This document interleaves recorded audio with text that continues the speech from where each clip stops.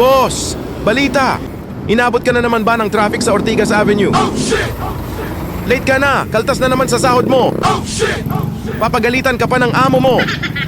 Kung kaya mo mag-bike to work, simulan mo na para kahit traffic ang kalsada, hayahay ka naman sa bangketa.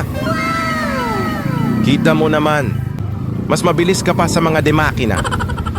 Hayaan na muna natin silang magsiksikan dyan sa kalsada. Habang ito, ini-enjoy lang ang mini trail sa Ledgi. Dito pwede ka magpa-swerving lang, tapos walang mantitiket sa'yo.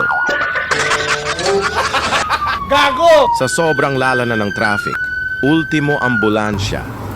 Hindi na agad makalusot dahil side by side at bumper to bumper na lang ang pagitan. Kaya kung meron mang naghihingalo na nakasakay sa ambulansya, hay nako! Baka ma-declare ng dead on arrival pagdating ng ospital. Oh my God! Kita niyo yan?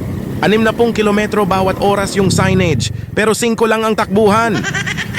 Kahit mainit na ang panahon, tamang patalon-talon lang tayo. Siyempre para mas exciting ang bawat biyahe. Lusot dito, lusot dun. Well, ganun talaga. More traffic, more fun.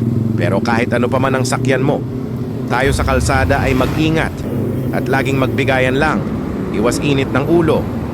No to road rage tayo. Enjoy lang sa pagmamaneho. Ride safe sa inyong lahat.